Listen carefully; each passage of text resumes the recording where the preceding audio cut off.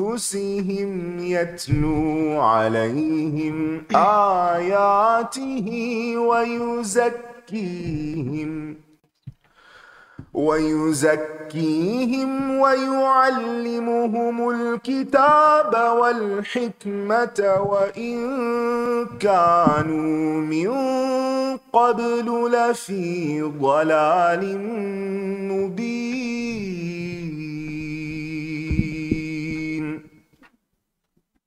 السلام علیکم ورحمۃ اللہ وبرکاتہ. کیسے ہیں سب؟ الحمدللہ. جی الحمدللہ. کل کے لیسن کے متعلق ہے؟ جی گو ہیڈ انشاءاللہ. مائک دے دیجیے ان کو.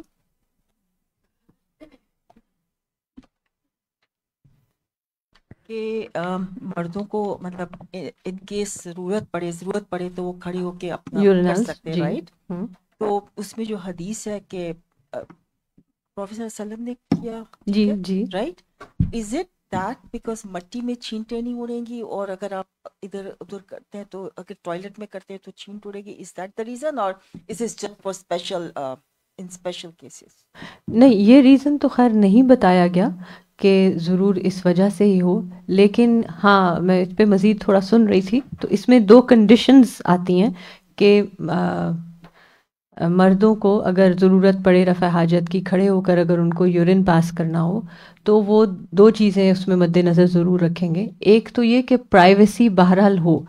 اس کا مطلب یہ نہیں ہے یورینالس کا کہ جیسے اگر ساتھ ساتھ چار لگے ہوئے ہیں تو چار لوگ ساتھ کھڑے ہو کے کر رہے ہیں and they are able to see each others private parts. ایسا نہیں ہونا چاہیے، کیونکہ نبی صلی اللہ علیہ وسلم کی حدیث میں جب آپ صلی اللہ علیہ وسلم کھڑے ہو کے ریلیو کر رہے تھے اپنے آپ کو تو انہوں نے صحابی کو کھڑا کیا، انہوں نے اشارہ کیا کہ وہ ان کے لیے اوٹ بن جائیں یا آڑ بن جائیں تاکہ کوئی اور ان کو اس حالت میں اپروچ نہ کرے، بات نہ کرے. اور دوسرا یہ کہ سپلیشز انسان کے اوپر نہ پڑیں. تو یہ دونوں کنڈیشنز اگر پوری ہوتی ہوں کہ اگر یورینالز میں اس طرح ریلیو کر رہے ہیں اپنے آپ کو کہ ارد گرد کوئی نہیں ہے، آپ کا پرائیویٹ پارٹ کوئی نہیں دیکھ رہا، تو کر لیں گے. اور دوسرا یہ کہ اس پہ چھینٹے نہ اڑ رہے ہوں. ٹھیک ہے انشاءاللہ. جزاک اللہ خیر. انشاءاللہ آج کا جو لیسن ہے باب 67 سے ہم اس کو کنٹینیو کریں گے. دعا پڑھ لیتے ہیں سب. رب اشرح لی صدری ویسر لی امری واحلل عقدۃ من لسانی یفقہوا قولی ربنا زدنا علما اللہم فقہنا فی الدین آمین. باب ما یقع من النجاسات فی السمن والماء. باب یقع پڑ جائیں نجاستیں گھی میں یا پانی میں تو کیا کرنا چاہیے؟ پانی ناپاک ہو جائے یا گھی ناپاک ہو جائے، کوئی نجاست اس میں گر جائے تو کیا سب کچھ پھینک دیا جائے؟ وقال الزہری لا بأس بالماء، کوئی حرج نہیں پانی میں، یعنی اگر اتنی تھوڑی سی نجاست گری ہے، مثلا ایک بالٹی بھر پانی میں ایک چڑیا کی بیٹ آ پڑی ہے، ما لم یغیر ہو طعم، جب تک کہ اس کا ٹیسٹ نہ بدل جائے، او ریح یا اس کی بو، او لون یا اس کا رنگ، یعنی رنگ، بو اور مزہ جب تک نہ بدلے پانی پاک ہی ہوتا ہے. اگر نجاست غالب آ جائے، اس میں سے کسی بھی چیز میں فرق آ جائے تو پانی ناپاک ہے. یعنی جیسے میں نے بالٹی بھر پانی میں چڑیا کی بیٹ کی مثال دی، تو بعض اوقات ایسا ہو جاتا ہے کیا انسان اس سے کپڑے نہ دھوئے، اور خصوصاً ایسی جگہوں پہ جہاں پانی پہلے ہی نہ ملتا ہو، تو اسلام نے ایسے احکامات نہیں دیے کہ جس سے لوگوں کا جینا دوبھر ہو جائے. وقال حماد لا بأس بریش المیتۃ، اگر کسی مردہ جانور کا پر گر گیا ہے اس میں تو بھی اس سے کوئی پانی ناپاک نہیں ہوتا. بعض اوقات پرندے پانی پیتے ہیں اور اڑتے ہیں اور ان کا کوئی ایک آدھ پر وغیرہ اڑتے اڑتے گر جاتا ہے، یا زندہ جانور کا نہ بھی گرے، اور آپ دیکھیں کہ جب وہ جسم سے الگ ہو جاتا ہے نا تو وہ ویسے ہی مردہ ہو جاتا ہے، پر جو ہے مردہ ہو جاتا ہے، پھر وہ خود تو نہیں ہل سکتا سوائے اس کے کہ ہوا اس کو اڑا دے. تو ایسی صورت میں اگر پانی میں کسی جانور کا پر پڑ جائے آ کے تو پانی ناپاک نہیں ہوتا. وقال الزہری فی اعظام الموتى، زہری کہتے ہیں مردار کی ہڈیوں کے باب میں نحو الفیل وغیرہ، جیسے ہاتھی وغیرہ ہے تو وہ بھی ناپاک نہیں ہوتی. ادرکت ناسا من سلف العلماء، کہ پہلے علماء میں سے ایک گروہ کو میں نے دیکھا، یمتشطون بہا، کہ وہ ان سے کنگھی کرتے تھے. کس سے؟ ہاتھی دانت سے. ویدہنون فیہا، اور اس میں تیل رکھا کرتے تھے. لا یرون بہ باسن، اور اس میں کوئی حرج نہیں سمجھتے تھے. یعنی ہاتھی دانت کا استعمال جو ہے، ظاہر ہاتھی نہ تو حلال جانور ہے اور نہ ہی اس کو ذبح کیا جاتا ہے، اور نہ ہی کہیں ذبح کرنے کا اس کو حکم آیا ہے، ذبح کر کے بھی وہ پاک نہیں ہو سکتا. تو اب اس کے جسم میں اللہ تعالیٰ نے اگر ایسی چیز پیدا کی ہے جس سے برتن بنائے جا سکتے ہیں یا زیور بن سکتا ہے، تو کیا وہ زیور پہن کے، ہاتھی دانت کا ہار پہن کے آپ نماز پڑھ سکتی ہیں یا نہیں؟ یا اس میں تیل رکھ سکتے ہیں یا کنگھی کر سکتے ہیں تو اس کی اجازت یہاں دی گئی ہے کہ وہ بذات خود ناپاک نہیں ہوتا. وقال ابن سیرین و ابراہیم لا بأس بتجارت العاجی، محمد بن سیرین اور ابراہیم نخعی کہتے ہیں ہاتھی دانت کی یا ہاتھی کی ہڈی کی تجارت جو ہے منع نہیں ہے، کیونکہ ویسے تو حکم ہے نا حرام چیزوں کی تجارت خرید و فروخت منع ہے، تو ہاتھی دانت جو ہے اس کی تجارت جائز ہے، یعنی کسی کا اگر ایسا بزنس ہے تو اس میں وہ حرام نہیں کما رہا.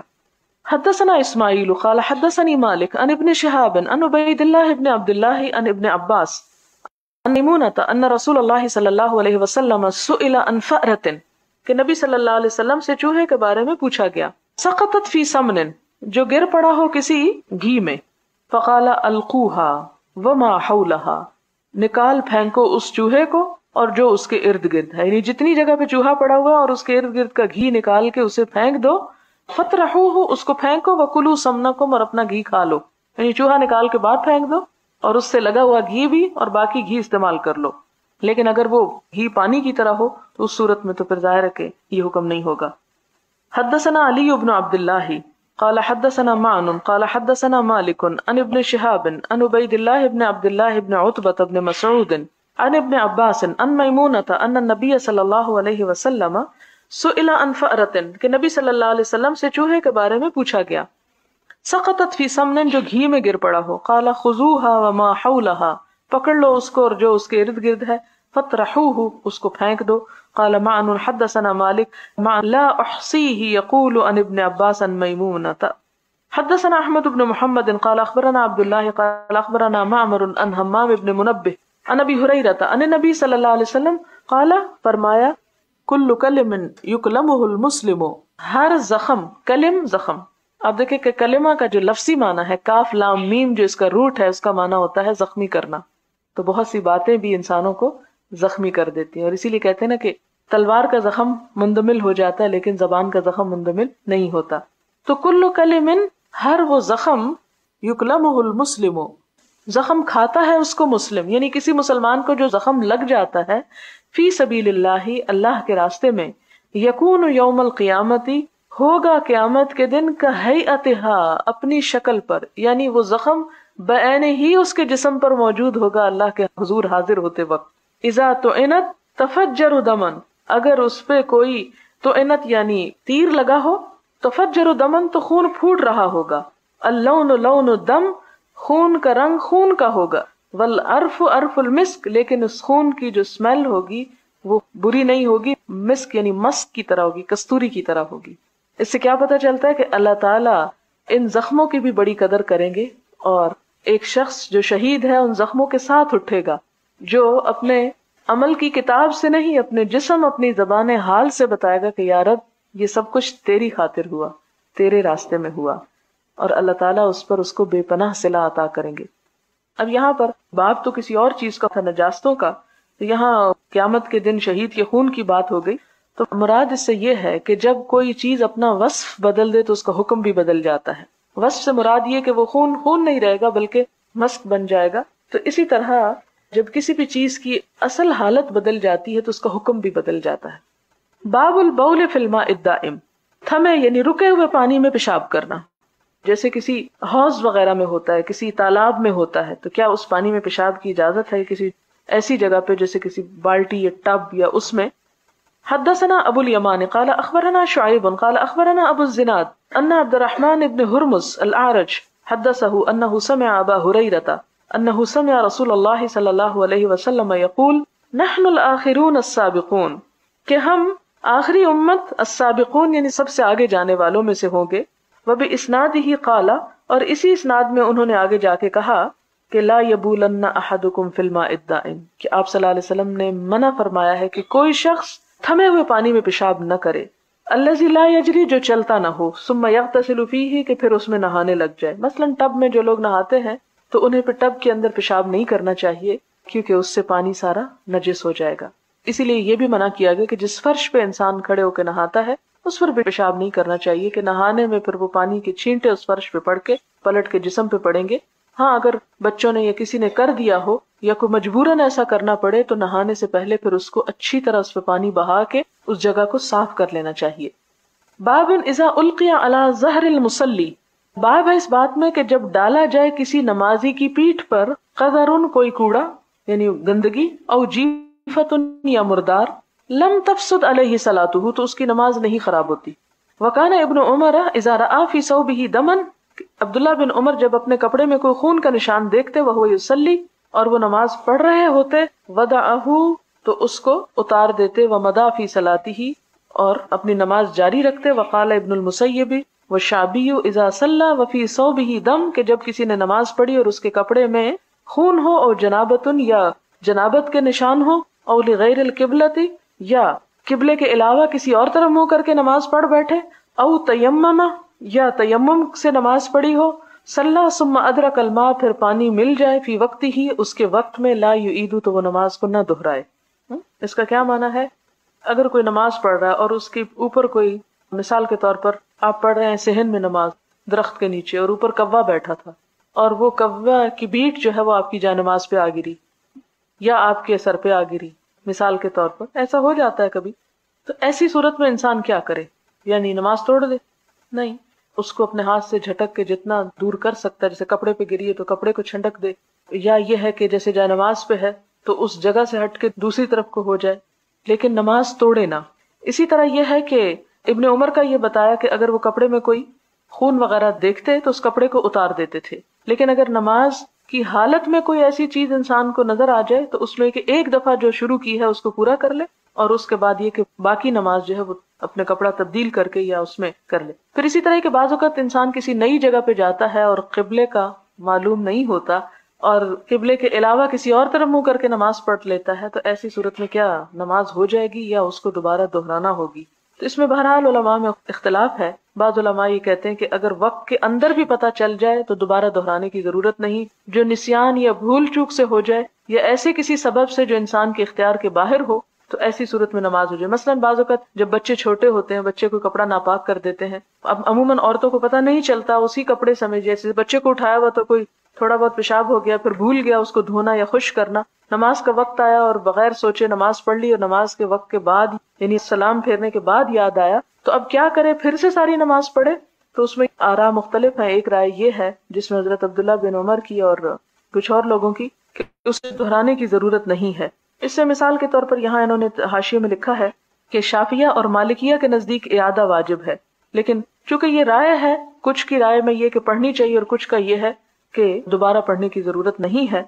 یہاں پر ہم دیکھتے ہیں کہ ان کی دلیل کیا ہے.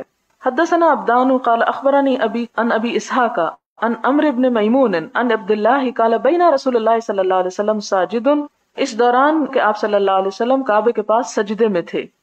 وحدثنی، اور پھر حدیث دوسری طرف بیان ہو رہی ہے، وحدثنی احمد بن عثمان قال حدثنا شریح بن مسلمہ قال حدثنا ابراہیم بن یوسف عن ابیہ عن ابی اسحاق قال حدثنی عمرو بن میمون ان عبد اللہ بن مسعود حدثہ ان النبی صلی اللہ علیہ وسلم کان یصلی عند البیت، کہ نبی صلی اللہ علیہ وسلم بیت اللہ شریف کے پاس نماز پڑھ رہے تھے. وابو جہل واصحابہ لہ جلوس، ابو جہل اور اس کے ساتھی جو تھے وہاں بیٹھے ہوئے تھے. اس قال بعضهم لبعض، اتنے میں واپس میں کہنے لگے ایکم یجیء بالصلاۃ جزور بنی فلان، کہ کون لائے گا تم میں سے بصلا، بصلا کہتے ہیں بچہ دانی کو، یعنی جب کسی جانور کا بچہ پیدا ہو جائے تو اس کے ساتھ جو آول وغیرہ نکلتی ہے اور رحم کی جھلی، ان کو بصلا کہتے ہیں، کہ وہ کون اٹھا لائے گا. جزورا، اور جزور کہتے ہیں یعنی اونٹ، یعنی فلاں اونٹ جو ذبح کیا گیا ہے اس کی جو بچہ دانی ہے وہ کون اٹھا لائے گا. بنی فلان یعنی فلاں قبیلے کے اندر آج اونٹ ذبح ہوا ہے اور ذبح کرنے کے بعد اس کے اندر کی گندگی نکال کے رکھی گئی ہے، کون جا کے اٹھا لائے گا.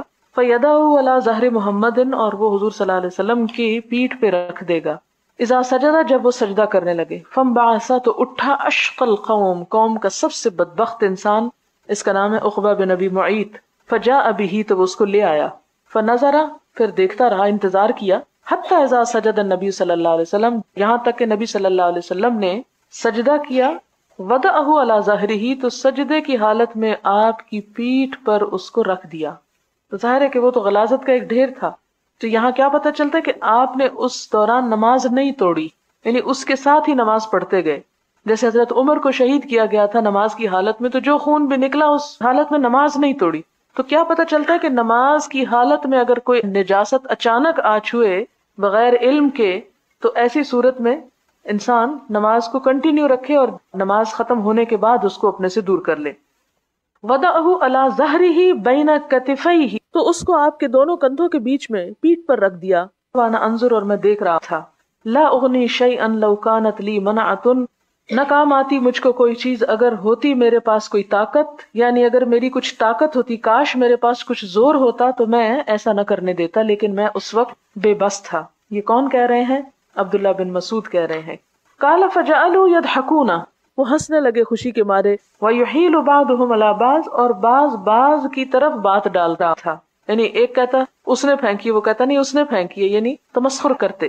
ورسول اللہ صلی اللہ علیہ وسلم ساجد لا يرفع رأسه، اس سارے دوران میں آپ صلی اللہ علیہ وسلم سجدے ہی میں پڑے رہے، اپنا سر نہ اٹھایا.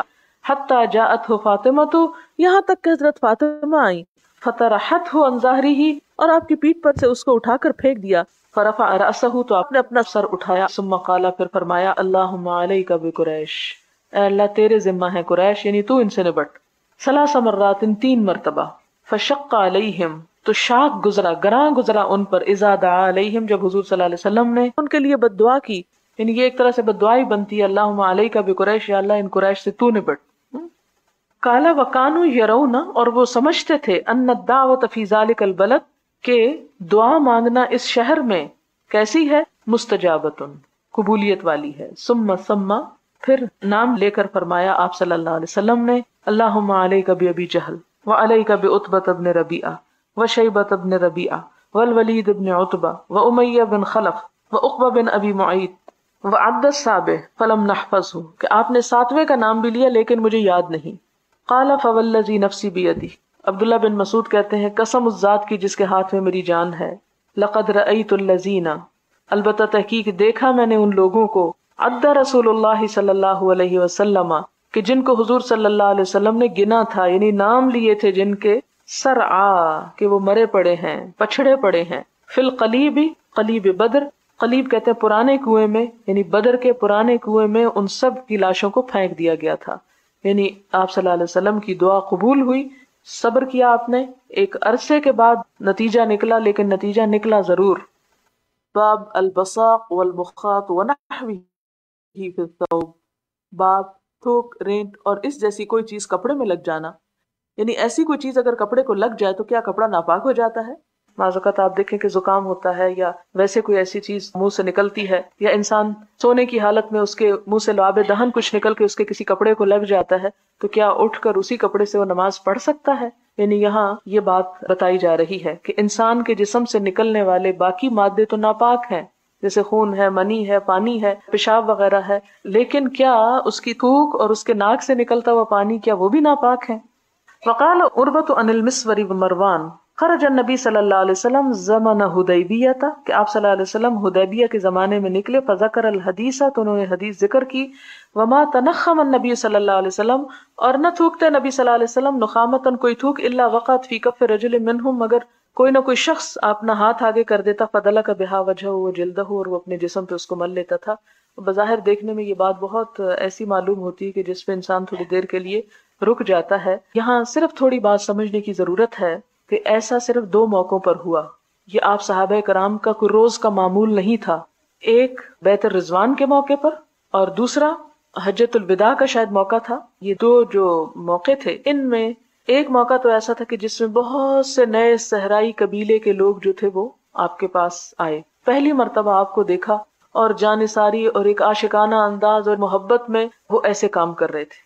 دوسرا صلح حدیبیہ کے موقع پر کہ جب کفار کا کوئی شخص آتا تو ان کے سامنے خاص طور پر یہ دکھانے کے لیے کہ ہم آپ صلی اللہ علیہ وسلم کے لیے اپنی جان تک قربان کر سکتے ہیں، اور ان کی ایک ایک چیز کو ہم اپنے لیے عزیز سمجھتے ہیں اور وہ ہمارے لیے قابل نفرت نہیں ہے. دوسری بات یہ کہ انسان کا لعاب دہن جو ہے وہ ناپاک نہیں ہے. اصل میں مسئلہ اس سے یہ ثابت ہوتا ہے، اور لعاب دہن میں خصوصاً صحابہ کرام کو حضور صلی اللہ علیہ وسلم سے جو محبت تھی، اس محبت کی وجہ سے، اور پھر میں نے آپ کو یہ بتایا کہ یہ عموماً جو نئے لوگ آتے تھے، صحرائی یا بدوی، ان سے یہ حرکات ہوتی تھی، اور ان کے اپنے ایک انداز ہوتے تھے جو کہ عام جو آپ کے تربیت یافتہ صحابہ آپ کے ساتھ رہتے تھے وہ ایسا نہیں کیا کرتے تھے. اور یہاں پر یہ پتہ بھی چل رہا ہے کہ زمانہ حدیبیہ، یہ واقعہ جو ہے یہ حدیبیہ کے دور میں ہوا، بیت الرضوان کے موقع پر، جبکہ حضور صلی اللہ علیہ وسلم نے بیعت لی اور سب صحابہ کرام ایک طرح سے انتہائی جوش اور ولولے کی حالت میں تھے کہ ہم بغیر اسلحے کے بھی آپ کے ساتھ لڑ جانے کو تیار ہیں. اور شاید اس میں بھی کچھ حکمت تھی کہ یہی چیز دیکھ کر وہ واپس پلٹا اور اس نے کہا کہ تم محمد صلی اللہ علیہ وسلم کا مقابلہ نہیں کر سکتے. اس شخص کی اپنے ساتھیوں کے دلوں میں ایسی محبت ہے کہ وہ تو اس کا تھوک بھی نیچے نہیں جانے دیتے. ایک تھوک ہوتا ہے کہ جو انسان اپنے منہ سے کسی غلاظت کو نکالتا ہے، اور ایک جیسے لاب دہن کے طور پر، تو اس لاب دہن کی یہاں پر بات ہو رہی ہے کہ صحابہ کرام کو وہ تک عزیز تھا. اب اس میں یہ کہ اگر آپ کے دل میں کوئی ایسی بات ہو اور اگر آپ کو عزیز نہ ہو تو نہ ہو، لیکن یہ ہے کہ آگے یہ آپ پڑھیں گے کہ آپ صلی اللہ علیہ وسلم اتنی شدت کے ساتھ مسواک کرتے تھے کہ آپ کے حضر اور سفر اور ہر جگہ پر وہ مسواک جو تھا آپ کے ساتھ ہوتا تھا، اور اتنا زیادہ کہ بعض اوقات اس طرح کی آواز آتی تھی جیسے آپ کہہ کرنے لگے ہو، یعنی بہت شدت کے ساتھ. اور آپ صلی اللہ علیہ وسلم نے یہ بھی فرمایا کہ اگر میری امت کے اوپر گناہ نہ گزرتا تو میں ہر نماز کے ساتھ مسواک جو ہے وہ فرض کر دیتا. اور آپ صلی اللہ علیہ وسلم کے منہ کی جو صفائی تھی اس کا وہ حد درجہ اہتمام کیا کرتے تھے. تو ان ساری باتوں کو مد نظر رکھیں تو شاید یہ بات سمجھنا آسان ہو. حدثنا محمد بن یوسف قال حدثنا سفیان عن حمید عن انس قال بزق النبی صلی اللہ علیہ وسلم فی ثوبہ، کہ نبی صلی اللہ علیہ وسلم نے ایک دفعہ اپنے کپڑے میں تھوکا. کپڑے میں اس لیے کہ جیسے اس زمانے میں زیادہ ٹیشو پیپر نہیں تھے اور رومال وغیرہ جیسی چیز ہوتی تھی، تو اس میں بعض اوقات ایسا موقع انسان کو پیش آ جاتا ہے کہ مجلس میں بیٹھا ہوا ہے اور انسان سب کے سامنے کہیں نہیں تھوکتا، اور ایک طبعی ضرورت ہے، بعض اوقات انسان کی ایسی حالت ہوتی ہے کہ تھوکنا پڑ جاتا ہے. تو اس پر آپ نے کیا کیا کہ انہوں نے کپڑے کے اندر ہی اس کو تھوک لیا. اور اس سے یہ بھی اجازت ملتی ہے کہ کپڑے کے اندر بھی انسان جسے ناک صاف کر سکتا ہے یا تھوک سکتا ہے بوقت ضرورت. قال ابو عبداللہ طولہ ابن ابی مریم، ابن ابی مریم نے اس حدیث کو لمبا بیان کیا ہے. قال اخبرنا یحیی بن ایوب قال حدثنی حمید قال سمعت انس عن النبی صلی اللہ علیہ وسلم، اور اس کی دوسری بھی سند جو ہے وہ ملتی ہے. باب لا يجوز الوضوء بالنبیذ، نبیذ کے ساتھ وضو نہیں کرنا چاہیے. نبیذ کہتے ہیں کھجور کے شربت کو جو میٹھا ہو لیکن اس میں ابھی نشہ نہ آیا ہو. بعض فقہا نے اس کو جائز قرار دیا ہے اور بعض کے نزدیک جو ہے وہ ناپسندیدہ ہے. یہ پھر آراء پر مشتمل ہے.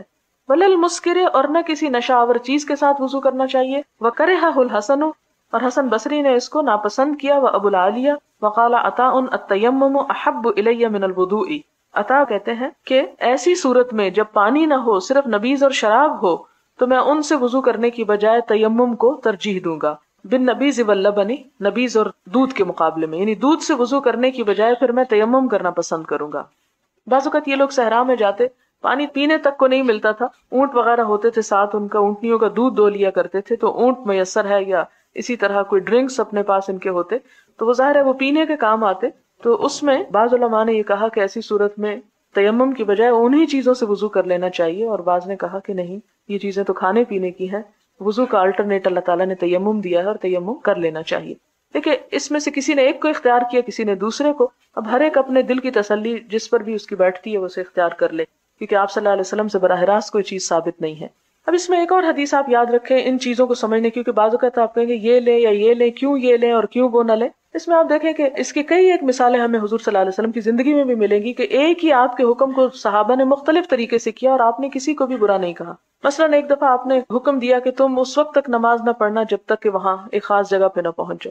اب کچھ صحابہ کرام نے دیکھا کہ سورج غروب ہونے کا انہوں نے وہی رستے میں ہی پڑھ لی، اور کچھ نے کہا نہیں، چونکہ آپ نے ہمیں کہا تھا کہ وہاں پر پہنچ کے پڑھنا، آپ کا مقصد کیا تھا کہ اتنا تیز چلو کہ وہاں جا کے اثر پڑھ سکو. تو کچھ نے کہا کہ اصل میں آپ کا مقصد یہ تھا کہ ہم جلدی چلیں اور نہیں چل سکے تو یہیں پڑھ لیتے، اور بعض نے کہا نہیں، چونکہ آپ نے کہا تھا وہیں پہنچ کے پڑھنا تو اس لیے ہم تو وہیں پر پڑھیں گے. جب حضور صلی اللہ علیہ وسلم کو پتا چلا تو آپ نے صرف مسکرا دیا، نہ ان کو برا کہا نہ ان کو برا کہا. اب ایک ہی معاملے میں دو رائے ہو گئی، دو عمل ہو گئے، آپ نے دونوں کو اپروو کر دیا. تو اس طرح کی چیزوں میں جس میں آپ صلی اللہ علیہ وسلم سے براہ راست کسی حکم کو دو مختلف طرح سے بھی سمجھ لیا جائے اور ان میں سے کسی ایک رائے پر عمل کر لیا جائے تو اس میں حرج کی بات نہیں ہے. حدثنا علی بن عبد اللہ قال حدثنا سفیان قال حدثنا الزہری عن ابی سلمۃ عن عائشۃ عن النبی صلی اللہ علیہ وسلم قال کل شراب اسکر فہو حرام. ہم سے علی بن عبداللہ نے بیان کیا، کہا ہم سے سفیان بن عیینہ نے، انہوں نے زہری سے، انہوں نے ابو سلمہ سے، انہوں نے حضرت عائشہ رضی اللہ تعالی عنہا سے، حضرت صلی اللہ علیہ وسلم نے فرمایا ہر ایک پینے کی چیز جو نشہ کرے وہ حرام ہے. کل شراب، ہر پینے کی چیز، اسکرا جو نشہ کرے فہو حرام تو وہ حرام ہے۔ باب غسل المرأة اباح الدم عن وجهه، دھونا عورت کا اپنے باپ کے چہرے سے خون کو، یعنی کیا عورت اپنے باپ کے منہ سے خون صاف کر سکتی ہے؟ وقال ابو العالیہ امسحوا علی رجلی فانها مریضۃ، اور ابو العالیہ نے کہا کہ میرا پاؤں صاف کر دو، یہ بیمار ہے، یعنی اس میں کوئی بیماری ہے۔ یعنی مطلب اس سے یہ ہے کہ کیا اپنی نجاست کو دور کرنے کے لیے بوقت ضرورت دوسرے سے مدد لی جا سکتی ہے؟ مثلاً یہ ہے کہ جیسے کسی کے پاؤں میں کوئی تکلیف ہے یا ایسی تکلیف ہے جسے وہ خود اپنا پٹی نہیں باندھ سکتا، صفائی نہیں کر سکتا، تو کیا وہ دوسرے سے کروا سکتا ہے؟ یا کسی بھی اور نجاست کو اسی طرح صاف کروانے کے لیے اس کو اجازت ہے کہ وہ دوسرے کی مدد لے، تو اس کے بارے میں حدیث ہے۔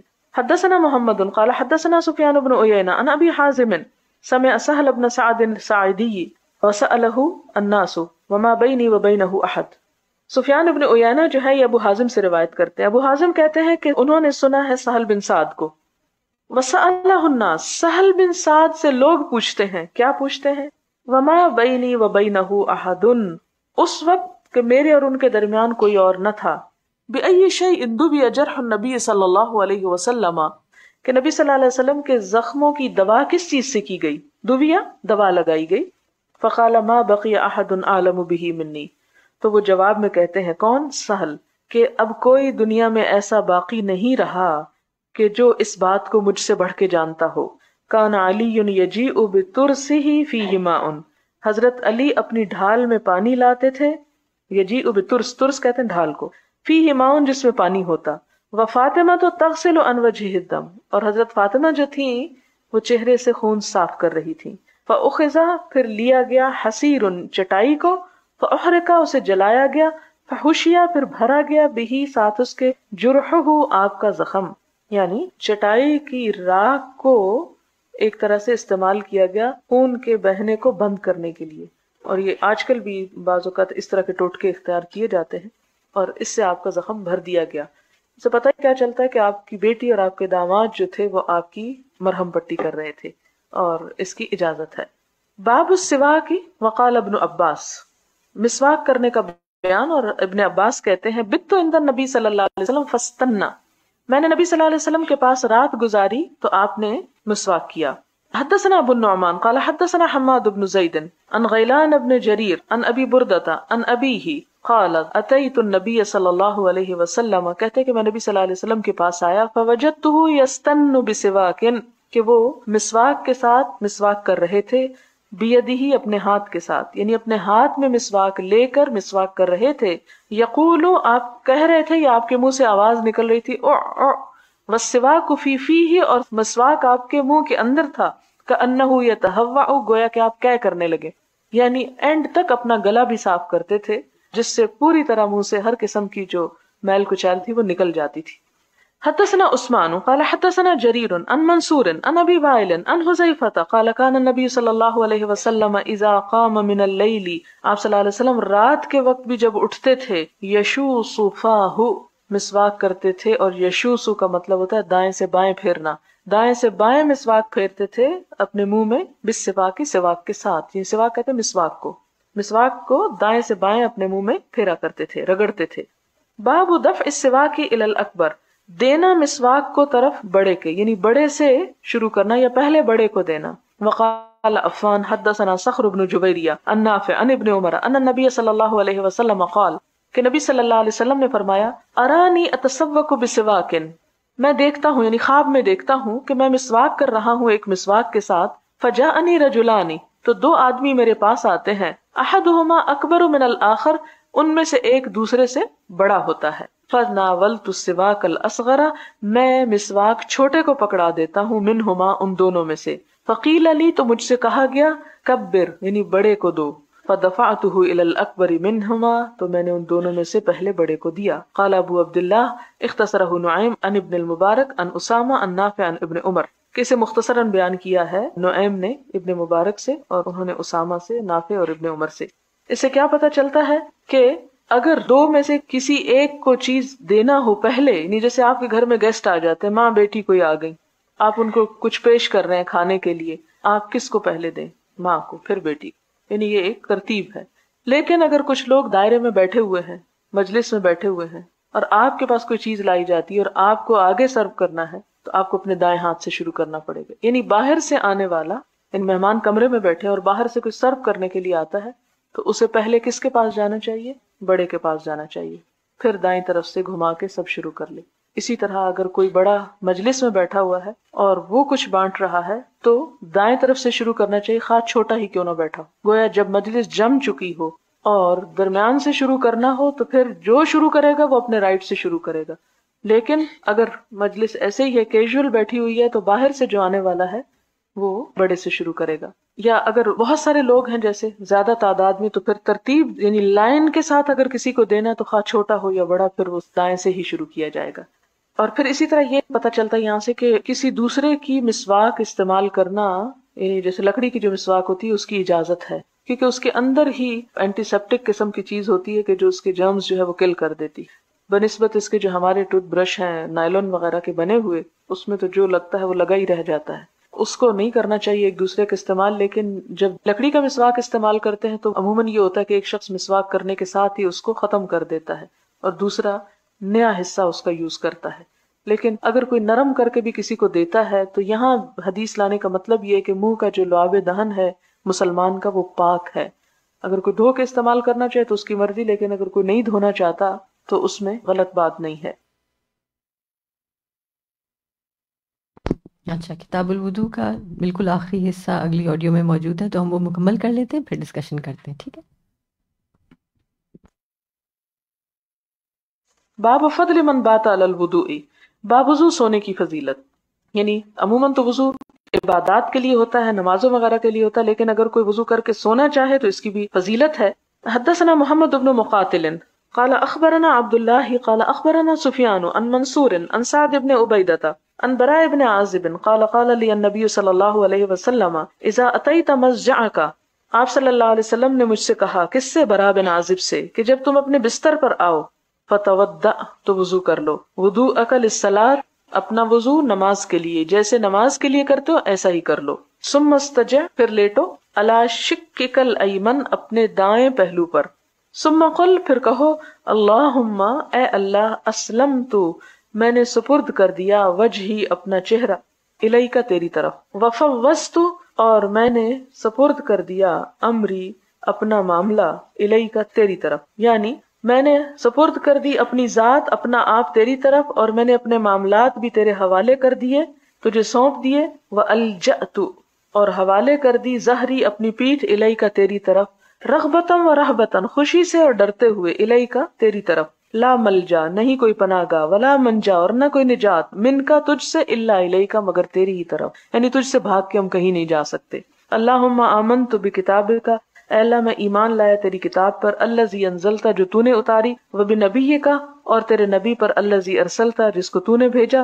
فَإِن مُتَّ، پھر اگر تو مر جائے. کس نے فرمایا؟ آپ صلی اللہ علیہ وسلم نے. کس کو؟ براء بن عازب کو. من لیلتک، اپنی اس رات میں، یعنی باوضو ہو کر یہ دعا پڑھ کے اگر تم سوتے ہو اور نیند میں تمہاری موت آ جاتی ہے، فَأَنْتَ عَلَى الْفِطْرَةِ، تو فطرت پر ہے، یعنی تیرا خاتمہ اسلام پر ہوا. وَجْعَلْهُنَّ آخِرَةً، اور کر دے ان آیات کو یا ان الفاظ کو، آخر ما تتکلم به، آخری چیز جو تو بات کرے، یعنی اس سے بعد باتیں نہ کرو، سو جاؤ. قالا، تو کہتے ہیں، فرددتها علی النبی صلی اللہ علیہ وسلم، میں نے دہرایا ان کلمات کو آپ صلی اللہ علیہ وسلم پر. فلما بلغت، تو جب میں پہنچا، اللہم آمنت بکتابک الذی انزلتا، کہ اے اللہ میں ایمان لایا تیری کتاب پر جو تو نے اتاری. قلت ورسولک، تو میں نے کہہ دیا، ورسولک. قال اللہ، آپ نے فرمایا نہیں، ونبیک، نبی کا کہو، الذی ارسلتا، جس کو تو نے بھیجا. اس سے کیا پتہ چلتا ہے؟ دو تین باتیں پتہ چلتی ہیں. ایک تو یہ معلوم ہوتا ہے کہ وضو کر کے سونے کی فضیلت ہے، اور وضو کے بعد اس دعا کی خاص طور پر. اور اس کی فضیلت کیا ہے کہ اگر کوئی شخص اس حالت میں فوت ہو جاتا ہے تو اس کا خاتمہ خیر پر ہوتا ہے، دین اسلام پہ مرتا ہے. دوسری بات یہ پتہ چلتی ہے کہ اس دعا کے بعد اور ادھر ادھر کی باتیں نہیں کرنی چاہیے. تیسری بات یہ پتہ چلتی ہے کہ مسنون دعاؤں میں جو الفاظ آپ صلی اللہ علیہ وسلم سے ثابت ہوں وہی پڑھنے چاہیے، ان کو بالمعنی روایت نہیں کرنا چاہیے. یعنی آپ صلی اللہ علیہ وسلم نے یہاں، حالانکہ رسول اور نبی میں ایز سچ اتنا بڑا فرق نہیں، لیکن جو الفاظ آپ نے سکھائے وہی ان سے مطالبہ کیا کہ انہیں دہرا کے بتائیں. بسم اللہ الرحمن الرحیم. کتنا خوبصورت اختتام ہے کتاب الوضو کا، اتنی پیاری دعا. آپ میں سے کتنے لوگوں کو یہ دعا آتی ہے آلریڈی؟ الحمدللہ. اچھا یاد کی تھی پچھلے کورس میں، الحمدللہ. چلیں انشاءاللہ جہاں سے آج کا لیسن شروع ہوا تھوڑا سا ریویو کرتے ہیں. اچھا by the way us review کا مقصد کیا ہے جو ہم کرتے ہیں؟ پختہ علم. اوکے.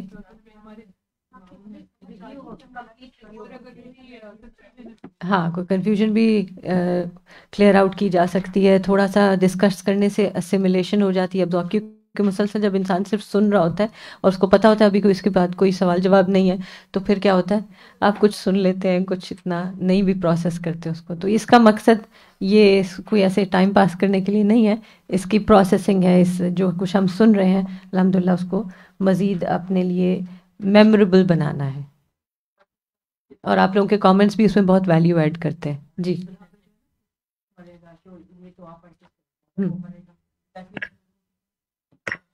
جی انشاءاللہ ٹھیک ہے.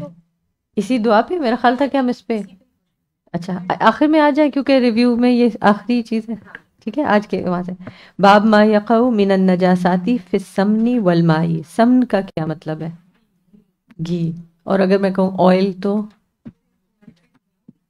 چکنائی. بیسکلی سمن جو آپ اس کو چکنائی کے معنی میں لے سکتے ہیں. گھی بھی ہو سکتا ہے، بٹر بھی ہو سکتا ہے، یعنی جو بھی یہ گریسی فارمز ہیں جس میں جو کوکنگ میں استعمال کی جاتی ہیں ایک طرح سے. ٹھیک ہے نا جی.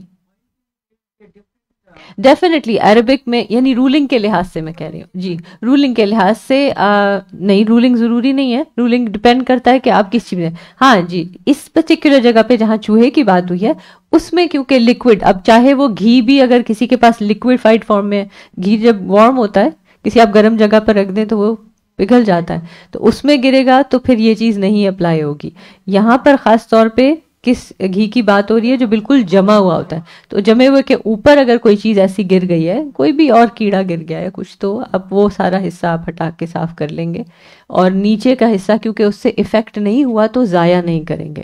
بہت ساری چیزیں ہم الحمدللہ اگر ہمارے پاس اللہ تعالیٰ نے وسعت دی ہے، ہم آسانیوں میں رہتے ہیں، تو بعض اوقات ہم اس چیز کا احساس نہیں کرتے کہ ہم تھوڑی سی چیز خراب ہونے کے باعث بعض اوقات سب کچھ ڈرین کر دیتے ہیں. یاد رکھیں کہ لوگوں کے پاس ہر دور میں ایسا رہا ہے، آج بھی ایسے لوگ ہیں، اور خاص طور پہ اس دور میں تو بہت ہی کم وسائل تھے. چیزیں کھانے اور پینے دونوں کی بہت شدید کمی تھی. مشکل سے لوگوں کو نصیب ہوتا تھا کہ ان کے پاس کوئی چیز ہو جسے وہ کھا سکیں یا پی سکیں. ایک حدیث میں پہلے پڑھا تھا نا کہ یعنی جب چراغ جلائے گئے بعد میں تو پوچھا گیا کہ آپ اس دور میں چراغ نہیں جلاتے. انہوں نے کہا اگر ہمارے پاس چراغ کے لیے وہ آئل ہوتا تو ہم اس کو پی نہ لیتے. یعنی ان کے پاس کنزیوم کرنے کے لیے تھا نہیں. تو جب انسان کے پاس بیسکس نہیں ہوتی نا، اور اگر آپ کے پاس بھی بعض اوقات گھر میں ڈبل بیچ آ جاتا ہے، لیٹ سے آپ نے دھنیا لائے، ہری مرچیں لائے، سب چیزیں لائے، کچھ چیزیں یوز ہو گئیں، پھر ابھی یوز ہونے سے پہلے ایک اور آ گیا. دھنیا تو جلدی خراب ہو جاتا ہے. جب آپ کے پاس نیا فریش دھنیا آ جاتا ہے تو پچھلا جو ذرا پیلا ہو رہا ہے، ذرا کالا ہو رہا ہے، آپ کیا کرتے ہیں؟ ایز از پورا اٹھا کے پھینک دیتے ہیں. دھیان نہیں کرتے کہ اس میں کچھ گرین ہے تو اس کو نکال لیں، کیونکہ اب کیا ہے ہمارے پاس اور ہے تو فارغ کر دیا. لیکن جس کے پاس نہ ہو، جس دن آپ کے پاس نہ ہو اور آپ کے پاس بہت تھوڑا سا ہو، تو آپ اس میں سے چن چن کے تھوڑے تھوڑے گرین پتے بھی نکال کے یوز کرتے ہیں. Isn't that true؟ تو اب یہاں ہمارے دین میں یہ جو ساری باتیں سکھائی جا رہی ہیں، بخاری میں خاص طور پہ ہم اتنی باریک باتیں پڑھ رہے ہیں، وہ اس لیے کہ دنیا میں ہر دور میں ہر طرح کے لوگ ہوں گے. دین کی رہنمائی سب کے لیے کلیئر ہونی چاہیے کہ کیا استعمال کر سکتے ہیں یا نہیں. ٹھیک ہے نا؟ تو استعمال کا جائز ہونا یہاں سے پتہ چل رہا ہے کہ اس میں کوئی برائی نہیں ہے. اب سب سے پہلا جو رول یہاں سے زہری کا قول جو آیا ہے کہ لا بأس بالماء ما لم یغیرہ طعم او ریح او لون. ٹھیک ہے نا؟ طعم کا کیا معنی ہے؟ جی ٹیسٹ، اور ریح اسمیل، اور لون رنگ. ٹھیک ہے نا؟ تینوں الفاظ آپ کے فیملیئر ہیں. تو اگر کسی بھی پانی میں کوئی چیز ایسی پڑ جائے جو خواہ ان اٹ سیلف ناپاک بھی ہو، ٹھیک ہے، فلتھ بھی ہو، تو پھر کیا ہوگا؟ ایز لانگ ایز اس پانی کا یہ تین صفات، یہ تین کنڈیشنز بدلیں گی نہیں، تو وہ پانی ناپاک نہیں کنسیڈر کیا جائے گا. اور اگر وہ ناپاک نہیں ہے تو اٹ مینس کہ جائز ہے کہ اس پانی سے طہارت حاصل کی جائے، خواہ غسل لینا ہو، خواہ وضو کرنا ہو، خواہ اپنے ناپاک کپڑوں کو دھس سے دھونا ہو، ہے نا، پانی کے استعمال میں یہ بھی ہے. تو یہ 3 چیزیں. اب اس میں کیا کوئی لمٹ سیٹ ہے کہ کتنے پانی میں کتنی نجاست جائے؟ تو نہیں. اب اس پہ آ جائے گا وہی بات، اللہ تعالیٰ سے حکمت مانگنی ہوگی کہ اللہ تعالیٰ ہمیں حکمت دے دیں کہ ہمیں سمجھ آ جائے کہ کتنے میں. کیونکہ ایز لانگ ایز ایک بالٹی ہے یا ایک چھوٹا سا ٹب ہے جس میں آپ پاؤں سوک کرتے ہیں بعض اوقات، اگر اس کے اندر کوئی نجاست گری ہے تو وہ تھوڑا سا آپ کو محسوس ہوگا کہ یہ تو تھوڑا سا پانی ہے اور اس میں گر گئی ہے، چلو، اور آپ کے پاس پانی اور ہے بھی. ایک ہے آپ کے پاس پانی نہیں ہے. جس کے پاس پانی نہیں ہے اور اس ٹب میں بھی تھوڑی سی نجاست گری، نہ رنگ بدلا، نہ بو بدلی، نہ کچھ، وہ اس کو استعمال کر لے، ٹھیک ہے نا. اب آپ کے پاس تو پانی اور ہے اور آپ کا دل نہیں مانتا کہ اس میں میرے سامنے یہ فلاں نجس چیز گر گئی ہے، کوئی بات نہیں، آپ اس کو استعمال نہ کریں، آپ پہ لازم نہیں ہے. یہ لازم نہیں کیا جا رہا کہ آپ نے ضرور، لیکن جس کے پاس نہیں ہے اس کے لیے جواز ضرور ہونا چاہیے تاکہ لوگ پھر عبادت سے، اپرچونٹی سے محروم نہ ہو جائے. ٹھیک ہے، بات واضح. مثلاً اس میں علماء کی ایکسپلینیشنز یہاں تک آتی ہیں کہ اگر کوئی حوض ہے، کوئی پول ہے، کوئی ایسی چیز ہے، اس میں کسی جانور نے پی کر دیا آپ کے سامنے، اس میں کوئی ایسی چیز ہو گئی، لیکن وہ اتنا بڑا پول ہے اور اس جانور کی پی اگر تھوڑی سی ہے اور اس میں کوئی اسمیل نہیں ہے، کوئی کلر نہیں بدلی، یہ تینوں کنڈیشنز نہیں بدلی، تو اگر کوئی شخص اس کو استعمال کر لیتا ہے، اور ہو سکتا ہے نا اس کے سامنے تو نہیں کچھ ہوا. آپ جو سوئمنگ پول میں جاتے ہیں، آپ کو پتا ہے سوئمنگ پول میں کون گیا یا وہاں کیا ہو چکا ہے؟ آپ کو نہیں پتا. وہ انہوں نے اس میں جو بھی کچھ کیمیکلز ڈالے ہوئے، اس میں ساتھ ساتھ کوئی چیز ہو بھی تو اسمیل چلی جائے گی سب. تو ایز لانگ ایز وہ ہے، جس کو نہیں معلوم ہے اس کو استعمال کر رہا ہے، اس میں کوئی یعنی ان کی اس پاکی کی حالت پہ جو اس سے اٹین کی، اگر انہوں نے کی، مجبوری ہے. آپ کے پاس تو لگژری ہے نا، آپ جائیں گے واش روم میں سوئمنگ پول سے نکل کے، آپ شاور بھی لے لیں گے، آپ وضو کر لیں گے، نو پرابلم، آپ کریں، افضل احسن وہ سارے درجے ہیں. لیکن کسی جگہ پول نہیں ہے لوگوں کے پاس، تو بیچارے گاؤں وغیرہ میں بعض جگہ پر تھرپارکر میں جہاں ڈرائی حالات اتنے ہیں، وہ تو کبھی اگر اللہ کی طرف سے کوئی بارش ہو گئی، کسی تھوڑی سی جگہ کہیں پانی جمع ہو گیا تو پھر وہ اس کو، اب وہاں جا کے وہ خود بھی اس سے کپڑے بھی دھوتے ہیں، پانی بھی پیتے ہیں، اور ان کے جانور بھی اس میں نہا رہے ہوتے ہیں. تو جانور نے نہاتے ہوئے وہاں کچھ کر دیا تو وہ کیا کہ نہیں یہ سارا بس پانی گیا؟ نہیں، ان کو تو بیچاروں کو پانی بہت ترس ترس کے ملتا ہے، رائٹ. تو یہ جو اس طرح کی چیزیں بعض اوقات ہم پڑھتے ہیں جو ہمیں ذرا لگتی ہیں کہ تھوڑی گروس بات ہے، کیسے ہم یہ کریں، تو اس میں یہ یاد رکھنا چاہیے کہ یہ ہمارا دین اس کو امپوز نہیں کر رہا، یہ دین کی وسعت ہے کہ اگر کوئی انسان ایسی حالت میں، ایسی جگہ پر، ایسی سچویشن میں ہے تو کیا وہ اب اس کو استعمال کرے یا نہیں. ہمیں ڈاؤٹ سے نکالا گیا ہے. کیوں؟ کیونکہ دین میں آگے بڑھنے کے لیے سب سے زیادہ کیا چیز آڑے آتی ہے؟ ڈاؤٹس. جہاں ہمیں ڈاؤٹ ہوتا ہے تو ہماری سپیڈ جو ہے نا عمل کی وہ کم ہو جاتی ہے. تو اس وجہ سے اس طرح کے ڈاؤٹس ریموو کیے گئے ہیں کہ ایسے پانی کو استعمال کرنے میں، یعنی پاکی حاصل کرنے کے لیے استعمال کرنے میں کوئی حرج نہیں ہے، جب تک کہ اس کا ذائقہ نہ بدلے، اس کی بو نہ بدلے اور اس کا رنگ نہ بدلے. اب ظاہر ہے رنگ بدل جائے گا تو ناپاک چیز نہ بھی ہو، مثلا پانی میں آپ نے شربت ڈال دیا تو اب وہ ناپاکی تو نہیں ہے، لیکن اس شربت سے اس کا رنگ بدل گیا، تو اس شربت سے آپ وضو کریں گے؟ آپ نہیں کرنا چاہیے، ٹھیک ہے نا، کیونکہ اب وہ پانی نہیں ہے، کیا ہے؟ شربت ہے، ٹھیک ہے نا. جی پینے میں بھی کوئی حرج نہیں ہے، اف نیڈ بھی. یہاں پر تو خاص طور پہ یعنی کیونکہ کتاب الوضو میں آیا ہے اور اس کی ایکسپلینیشن کے ساتھ ہے، تو یہ پاکی حاصل کرنے کے لیے استعمال کرنے میں ہے. مائک دے دیجیے پلیز، مائک دے دیجیے.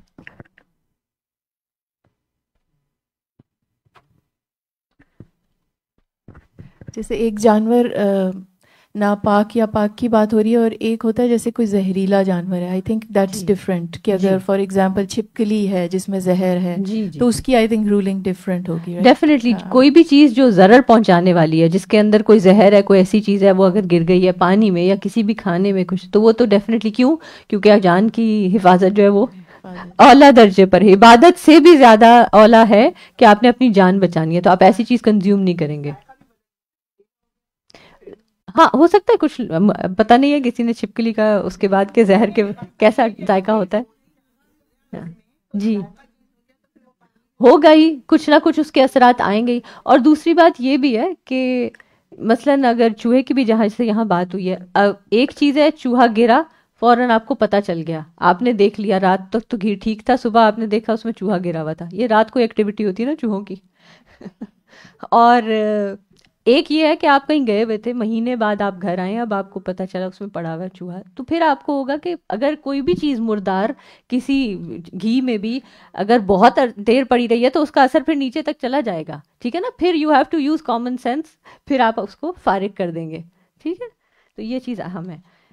پھر جیسے انہوں نے کہا لا بأس بریشل میتا, اگر کوئی پر گر جاتا ہے تو اس سے کوئی حرج نہیں ہے, اس پانی کو استعمال کیا جا سکتا ہے نہانے کے لیے, وضو کے لیے, غسل کے لیے, یعنی نہانا غسل تو ایک ہی بات ہوگی, کپڑے دھونے کے لیے, ناپاکی ہٹانے کے لیے, خواہ وہ کسی جگہ سے ہو یا کسی لباس سے ہو. تو یہ چیزیں ہم بعض اوقات اس چیز پہ بہت آسانی سے وہ فتویٰ دے دیتے ہیں کہ نہیں کوئی چیز گر گئی ہے بس اس کو گرا دو, ہم تو خیر بہت زیادہ چیزیں گراتے ہیں. کیوں ہمارے پاس وافر ہے, ہم آسانی سے ہم ٹیپ کھولیں گے, شاور کھولیں گے, بھر لیں گے. جی کچھ کہنا چاہ رہی ہیں, ان کو مائک دے دیجیے. جی جی جی, بریڈ پہ فنگس لگ گیا تو اس کو ہٹا کے یوز کر لیں گے. ہاں, کیونکہ اگر کسی بھی بریڈ پہ اگر فنگس لگ گیا ہے تو بہتر تو یہی ہے, وہی بات آ جاتی ہے جس کے پاس کچھ نہیں ہے وہ تو سائڈ ہٹائے گا جہاں سے کچھ نہیں ہے, اور وہ باقی صاف حصہ جو ویزبلی صاف ہے جس میں کوئی اسمیل نہیں ہے وہ کھا لے گا, کیونکہ اس کے پاس کچھ ہے ہی نہیں, ٹھیک ہے نا. یہ اگین ہم دیکھیں آج بھی نہ صرف وہ جو فلسطین میں جو کچھ ہو رہا ہے وہاں پر, بلکہ ہمارے اپنے ملک میں کئی لوگ جو بے گھری میں فلڈز کے بعد اور اس طرح کے کرائسس کے بعد رہ رہے ہوتے ہیں, بعض اوقات ان کے پاس جینوئنلی کھانے کے لیے کچھ نہیں ہوتا. ہم تو بڑے آرام سے کہتے ہیں نا پورا لوف پھینک دیں, اگر ایک بریڈ پہ کچھ آپ نے فنگس دیکھا آپ کہتے ہیں سب پہ ہی اثر گیا ہوگا, پھینک دیں, اور ان کے لیے تو وہ سروائیول ہے, وہ تو پورا مہینہ کھائیں گے. تو بس یہ حالات پہ ڈیپینڈ کرتا ہے. جی جی, اٹھ کے بھاگ جاتا نا اگر زندہ ہوتا تو, زندہ ہی گزر کے جائے گا نا, آپ کو پتہ بھی نہیں چلے گا وہاں سے گزر کے گیا ہے, ٹھیک ہے. جی یہ تیل ہے جی, دہن بیسکلی چکنائی کو کہتے ہیں نا, تو چکنائی کسی بھی طرح کی ہو سکتی, کئی طرح کے آئلز ہوتے ہیں ہمارے پاس گھروں میں, بعض اوقات وہ فوڈ کے یوز کے لیے ہوتے ہیں, بعض اوقات وہ دوسرے یوز کے لیے ہوتے ہیں. انسان کے ذہن میں سوال آ سکتا ہے کہ اچھا ہم نے کھانا نہیں ہے, ہم سر پہ لگا لیں, ہم کیا کر لیں. اب اٹ ڈپینڈس کہ آپ کا یوزیج کیا ہے, ایکسٹرنل یوزیج ہے یا کنزمپشن ہے یا کیا ہے. تو بہت ساری چیزیں ہیں, یعنی اگر آپ اس ایک حصے کی فقہ میں چلے جائیں تو انشاءاللہ we'll need 2-3 hours and more. پوچھ اس لیے رہی تھی کیونکہ نبی صلی اللہ علیہ وسلم نے فرمایا گھی میں کچھ ہو تو اسے پھینک دو. میں سوچ رہی تھی مکہ میں اتنی گرمی ہوتی ہے, مدینہ میں, وہاں کیا گھی جم سکتا ہے؟ کیونکہ اب وہاں تو اس وقت یہ حالات سردی بھی ہوتی ہے وہاں, مگر جم سردی بھی ہوتی ہے, ایسی بات نہیں ہے. اور پھر اگین اٹ ڈیپینڈس کہ گھی اس دور میں اور آپ کے ہمارے دور میں کتنا فرق تھا, کس چیز کو ایگزیکٹلی ہم گھی کہتے ہیں. ہم نے تو مجھے لگتا ہے کہ جو بہت پیور گھی ہے سوائے اس کے جو گھروں میں بنتا ہے, ہم نے صحیح پیور گھی صحیح دیکھا بھی نہیں ہے. اور آپ دیکھیں کہ اس دور کے جانوروں کی کنزمپشن وہاں کی, اور ان کی چکنائی, ان کے جسم سے نکلنے والی چکنائی, اور پھر اس سے جو نکلے گا, یعنی we can't really say exactly کہ وہ کیسا ہوگا, اور پاسبلٹی ہے کہ جم جائے. آپ کچھ کہنا چاہ رہی ہیں ڈاکٹر میرا؟ اچھا جی, ادھر ہی دے دیں مائک. یہاں لکھا ہوا ہے تیمیہ نے یہ فتویٰ گاڑھا ہو یا پتلا دونوں کے لیے سیم رولنگ ہے. اوکے, یعنی مختلف, اگین ان ساری چیزوں میں یہ قول بھی زہری کا ہے, اس کے بعد والا قول حماد کا ہے, پھر کئی چیزیں ابن سیرین والی بات ہے کہ انہوں نے اینڈ میں ہاتھی دانت کے بارے میں بات کہی, ٹھیک ہے. تو یہ یاد رکھیں کہ یہ سب اقوال ہیں, اور جہاں کسی بھی عالم کا قول آئے گا وہاں پہ کوئی نہ کوئی ڈفرینس آف اوپینین لازمی آئے گا, ہے نا. تو then you just have to see کہ آپ کو کیا چیز آپ کے حالات کے مطابق اپلیکیبل لگ رہی ہے, آپ احتیاط کے ساتھ اس کو اختیار کر لیں گے. بہت زیادہ قول اور فتویٰ از ڈفرینٹ, رائٹ؟ جی بالکل. اچھا, مجھے یہ لگتا ہے کہ جیسے یہاں پر اتنا یہ جو اس دور کے علماء نے اس چیز کو بہت کھول کر ایکسپلین کیا ہے کہ کوئی حرج نہیں ہے کہ اگر وہ ہاتھی دانت کی کنگھی بنا لیں اور ہاتھی دانت کو اس برتن میں تیل رکھ لیں اور یہ سب چیزیں, کہ لوگ اس دور میں ہر معاملے میں اتنے کانشیس تھے کہ وہ چیز سوچتے تھے کہ کیا یہ ٹھیک ہے یا نہیں ٹھیک. تو مجھے سب سے زیادہ اس سارے پیسج میں یہ بات امپورٹنٹ لگی کہ آج ہم بہت ساری چیزوں کے بارے میں براڈر کمیونٹی آف مسلمز اگر آپ دیکھیں، مسلمان کمائی کے معاملے میں نہیں سوچتے حلال ہے حرام ہے یا نہیں، تو کہاں وہ یہ دیکھیں گے. اگر آپ یہ بات کریں بھی کہ کسی ریسٹورینٹ میں گئے ہیں اور آپ سوچ رہے ہیں کہ اچھا یہاں پہ یہ سرو ہوتا ہے تو ہمیں یہاں کرنا ہے یا نہیں کرنا، یا ایگزیکٹلی آپ سرٹیفکیٹ کے بارے میں پوچھ رہے ہیں، تو لوگ کہتے ہیں آپ کو اتنی شدت کی کیا ضرورت ہے، ہر جگہ پورے نارتھ امریکہ میں میٹ تو فلاں جگہ سے ہی آتا ہے. اور تو اگین ہمیں دیکھنا ہے کہ ہم اگر اپنے دین پر عمل کرنا چاہتے ہیں تو ہم دین پہ عمل کے بھی کئی درجے ہیں نا. کچھ لوگ کہتے ہیں کہ بس الحمدللہ لا الہ الا اللہ پڑھ لیا اور جمعہ نماز بھی پڑھ لیتے ہیں، عید کی بھی نماز پڑھ لیتے ہیں، تو یہ ہم مسلمان ہیں. پھر کچھ اگلے درجے کے، پھر کچھ اگلے درجے کے. تو ابھی ڈپینڈس کہ آپ نے کہاں کون سے درجے پہ جانا ہے، آپ اس کے لحاظ سے اس علم کو استعمال اور اپلائی کرتے جائیں. اور سب سے زیادہ تو یہ کہ اللہ تعالیٰ سے انسان مسلسل، وہ کہتے ہیں نا، اللہ تعالیٰ سے دعا کرتے رہیں، رابطے میں رہیں، حکمت کے ساتھ اللہ سے صحیح فیصلوں کی توفیق مانگتے رہیں. وہ جو دعائے اللہم ارینا حقیقت الاشیاء کما ہی، کہ اللہ تعالیٰ آپ ہمیں دکھا دیں کہ کیا حقیقت ہے، ہمیں کیا کرنا ہے، تبھی انسان ٹھیک چل سکتا ہے. چلیے چوہے پہ تو کافی بات ہو گئی. جی ہاتھی دانت کا ہم نے نہیں سوچا تھا ایگزیکٹلی. اور کچھ چیزیں ایسی بھی ہوتی ہیں کہ ہم ایز گروئنگ اپ ان مسلم کنٹریز ہم نے فار گرانٹیڈ بھی لیا نا، ہمیں یہ سوچنے کی ضرورت ہی نہیں پڑی کیونکہ ہمارے ارد گرد سب لوگ استعمال کر رہے ہیں، وہ کامن جولری میں ہے نال، تو ہم نے کہا کہ بس ٹھیک ہے.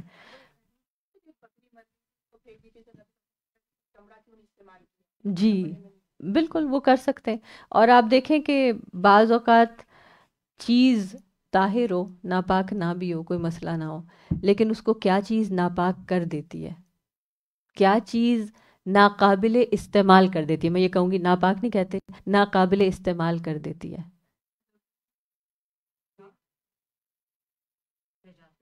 نہیں نجاست کی بات نہیں ہو رہی،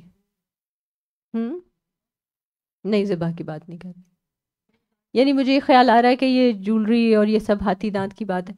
ہاتھی دانت کے مٹیریل پر اگر ایول آئی کی بلو آئی بنا دی جائے تو ٹھیک ہے، جو انٹرنزک کوالٹی ہے نا، کہ یعنی شرک جیسی چیز آ جاتی ہے، ہاں، تو پھر وہ آپ کے لیے ہاتھی دانت کا بھی بنا ہوا ہوگا تو وہ پھر آپ کے لیے ٹھیک نہیں ہے. ٹھیک ہے، پھر it's not about the quality. جی کوئی چاندی کے، کوئی سونے پہ آپ نے دیکھا گولڈ کی بھی اس طرح کی چیزیں بننے لگ گئی ہیں اب. تو آپ کہیں گے بھی گولڈ تو حلال ہے پہننا، تو کوئی مسئلہ نہیں ہے. نہیں، لیکن جو اس کا سمبل ہے، جو آئیکن یوز ہوا ہے، وہ کس چیز کو ریپرزینٹ کر رہا ہے، وہ توحید کے خلاف ہے، تو پھر وہ حلال نہیں ہے، جائز نہیں ہے. ہمیں ان چیزوں کا بہت احتیاط کرنی چاہیے. جی گولڈ میں ظاہر ہے کئی طرح کی اس طرح کی شرکیہ چیزیں بنی ہوتی ہیں. جی کراس تو ڈیفینیٹلی ہے ہی، مسلمان بھی پہن لیتے ہیں کراس والی چین. جی نان مسلمس تو پہنتے ہی ہیں. جی اینڈ دیٹس ٹرو. ایکچولی پتہ ہے کہ بہت سی جولری، یہ جب میں ایک دفعہ عقیدہ پڑھا رہی تھی کچھ سال پہلے، تو اس میں ہم نے کچھ ریسرچ کی اور امیجز پہ جا کے دیکھا، کئی پینڈنٹس جو بہت مشہور پینڈنٹس ہیں، ڈیزائنز ہیں، وہ ایکچولی ان کی گوتھک امیجری سے لیے گئے ہیں. جیسے سن کی ایک پرٹیکولر شیپ ہے، اگر وہ لاکٹ میں ہے نا تو ہمیں تو لگے گا کہ وہ جسٹ ایک اچھا برائٹ سا سن ہے، لیکن وہ دراصل ان کا سن گاڈ ہے. تو اس سے اب اگر آپ نے نادانی میں لے لیا اور پہن لیا، آپ نے تو نہیں سوچا کہ یہ سن گاڈ ہے، یہ صرف ایک سورج ہے، اللہ کی تو تخلیق ہے، کوئی بات نہیں ہے، لیکن ایکچولی وہ اس کو ریپرزینٹ کرتا ہے. اگر آپ کو پتہ چل گیا کہ یہ وہی ہے تو پھر اب آپ اتار دیں، اس کو ڈسکنٹینیو کر دیں پہننا. اسی طرح وہ ایک ہاتھ بنا ہوا آتا ہے، وہ بھی ہم جانتے ہیں کہ کس اس مسلک کی ہے. تو ان ساری چیزوں میں خواہ وہ میٹل جو یوز ہوا ہے وہ تو پرمیسیبل ہے، لیکن جس طرح سے جس فارم میں وہ یوز ہوا ہے وہ توحید کے خلاف ہے. تو کیا ہے شرک؟ تو مشرکین کو کیا کیا گیا ہے؟ انما المشرک نجس، ہے نا، انپرمیسیبل ہو گیا، نجس ہو گیا نا، وہ ہمارے لیے نجس ہو گیا کیونکہ وہ کیا ریپرزینٹ کر رہا ہے؟ وہ شرک ریپرزینٹ کر رہا ہے. جی ان کو مائک دے دیجیے.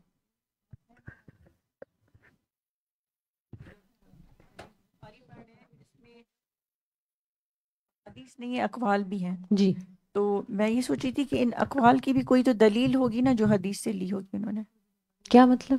مطلب جو اقوال جو انہوں نے لیے ہیں اسکالرز نے، تو یہ اس کی بھی تو کوئی بیس ہوگی نا جس پر یہ انہوں نے اپنا کال کہا. جی جی بالکل, لیکن امام بخاری نے نیسیسریلی ضروری نہیں کہ اس کو اس بیس کے ساتھ کنیکٹ کیا ہو, لیکن وہ اقوال لائے ہیں. دیکھیں باب ما یقع من النجاسات فی السمن والماء, اس باب کے تحت ان کو یہ کال ریلیونٹ لگا اور یہ ریلیونٹ ہے. اور پھر اس کے بعد امام بخاری وہ حدیث لائے ہیں جس کی چین ان کے کرائٹیریا پہ سیٹسفائی کر سکتی تھی. کئی اور احادیث ایسی ہیں جو دوسری کتابوں میں ہیں, وہ اتھینٹک ہیں, لیکن امام بخاری کے کرائٹیریا پہ نہیں آئی, اس لیے انہوں نے ان کو اس باب میں اس کتاب میں شامل نہیں کیا, ایون دو وہ اس قول کی زیادہ ڈائریکٹ ایک طرح سے تفسیر کر سکتی ہیں, وہ زیادہ ڈائریکٹ اس کو ویلیڈیٹ کر سکتی ہیں, لیکن وہ امام بخاری کا جو ایک اسٹرکٹ کرائٹیریا ہے اس کی حدیث کی سند اوتھینٹک ہونے کا, وہ اس پہ میٹ نہیں کرتی. تو let's leave it at that. جی دیکھیں اوپر تو دیا ہی ہے نا, وقال الزہری وقال حماد وقال الزہری, یہ سب اقوال, ابن سیرین, ابراہیم, یہ سب تو اقوال ہی ہیں. اس کے بعد جو 235 236 جو نمبرڈ ہیں وہ احادیث ہیں. یہ کبھی بھی نہ کریں کہ آپ یہ قول کو, زہری کے قول کو آپ کہیں کہ یہ کیونکہ میں نے بخاری میں پڑھا تھا تو یہ حدیث ہے. یہ حدیث نہیں ہے, لیکن اسی میننگ کی حدیث موجود ہے, بے شک اور کتابوں میں موجود ہے. وہ امام بخاری نے اس قول کو اختیار کر لیا کیونکہ قول ان کے لحاظ سے ان کو صحیح سند سے پہنچا تھا یا انہوں نے ڈائریکٹ سنا تھا ان سے, لیکن حدیث جو ہے وہ ان کے سند کے معیار پر نہیں آئی. اچھا اب آگے باب نمبر 68 البول فی الماء الدائم.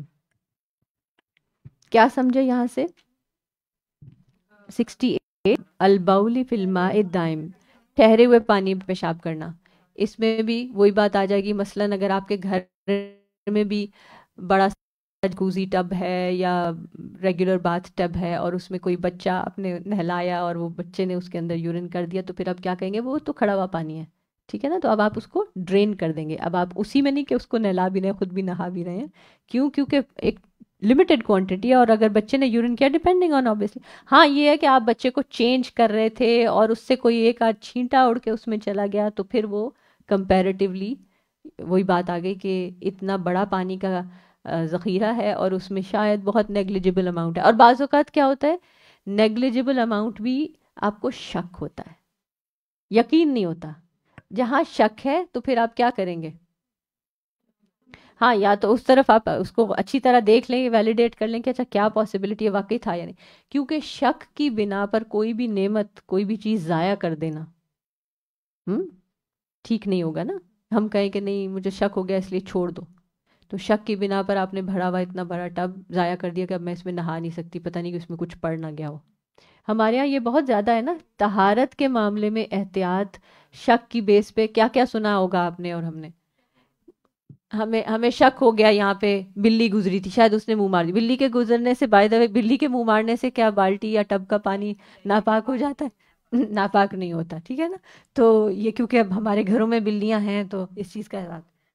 اچھا ایک بہن, سوری بات تو تھوڑی سی ڈسکنیکٹ ہوگی, لیکن کیونکہ کتاب الوضو ابھی چل رہا ہے اور اس کا لاسٹ سیکشن ہے, تو میرے پاس ایک آن لائن اسٹوڈنٹ کا کویشچن آ رہا تھا 2-3 بار. انہوں نے کہا وضو سے متعلق کہ ان کو مسلسل گیس کی ایک پرابلم ہے, ٹھیک ہے, تو ان کا بار بار وضو ٹوٹ جاتا ہے, اور وہ طواف کے لیے جب جاتی ہیں تو یہ سچویشن بہت زیادہ ڈیفیکلٹ اس لیے ہو جاتی ہے کیونکہ ہر تھوڑی دیر بعد ان کے ساتھ یہ مسئلہ ہو رہا ہے, اور پھر فیملی سے بھی وہ الگ ہو جاتی ہیں کہ فیملی کا تو طواف کب کا مکمل ہو گیا اور وہ بیچاری بار بار جا جا کے وضو کر رہی ہیں. تو اب طواف کے لیے وضو لازم ہے, اس میں کمپرومائز نہیں ہے, لیکن اگر آپ کنڈیشن دیکھیں بالکل اسی طرح جس طرح ان لوگوں کے لیے کہ جن کے پاس یورین انکانٹیننس ہے, جن کے پاس یہ کنٹرول نہیں ہے کہ ان کا مسلسل ایک ایک قطرہ پیشاب کا آتا جاتا ہے, تو وہ پھر اب میڈیکل کنڈیشن کی وجہ سے ایگزمپٹ ہوتے ہیں کہ طواف شروع کرنے سے پہلے وضو کر لیں, اچھا سا وضو کر لیں, اور پھر طواف شروع کر دیں اور طواف مکمل کر لیں. اس دوران اگر ان کا کوئی قطرہ آ بھی رہا ہے تو کیا ہوگا, اٹ ڈز ناٹ میٹر, آپ مکمل کر لیں گے. یہی حکم ہے, ٹھیک ہے. تو اسی حکم میں یہ آ جائے گا گیس انکانٹیننس, یعنی ہوا کے خارج ہونے پہ آپ کا فزیکلی آپ کا کنٹرول نہیں ہے, تو یہ ایک بیماری کی حالت ہے. لہٰذا طواف شروع کرنے سے پہلے وضو کر لیں گے اور پھر باقی طواف مکمل کر لیں گے. ایون اگر اس کے دوران بھی کچھ نہ کچھ ہوا خارج ہوتی رہتی ہے, لوگوں کے میڈیکل مسائل ہیں, اللہ تعالیٰ نے دین کو آسان رکھا, اللہ تعالیٰ نے دین کو مشکل نہیں رکھا, کیونکہ ان کے لیے تو طواف پورا کرنا بہت بڑی مشقت ہے, کیونکہ واقعی کچھ لوگوں کے پاس اتنا اور آپ کو پتہ طواف میں کتنا ٹائم لگتا ہے جب رش ہوتا ہے.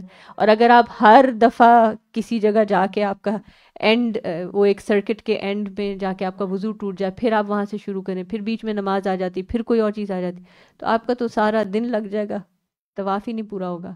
تو اللہ تعالیٰ کے دین میں یہ مشکل نہیں ہے. المشقت تجلب التیسیر, یہ فقہ ایک اصول ہے کہ جہاں مشقت آ جاتی ہے وہاں آسانی آ جاتی ہے. سخت دین میں جہاں بھی کہیں سخت, ان کے لیے سخت مشقت ہو گئی نا. اب اس سے کوئی یہ نہ کہے کہ جس کو بیماری نہیں ہے لیکن اس کے ساتھ ایسا ہو گیا, وضو ایک دفعہ ٹوٹ گیا, تو وہ کہے نہیں وہی بات نہیں, المشقت تجلب التیسیر. نہیں, آپ اس حکم میں نہیں ہیں, اور اللہ کرے نہ ہو کبھی کہ بیماری میں انسان ایسے پڑے. لوگ سوچتے ہیں کہ وہ چلو ہم سے تو اچھے یہی رہے, ان کو تو بار بار وضو نہیں کرنا پڑا. نہیں, آپ کو پتہ نہیں ہے ان کی زندگی میں کتنی مشکلیں اس بیماری کی وجہ سے ہیں.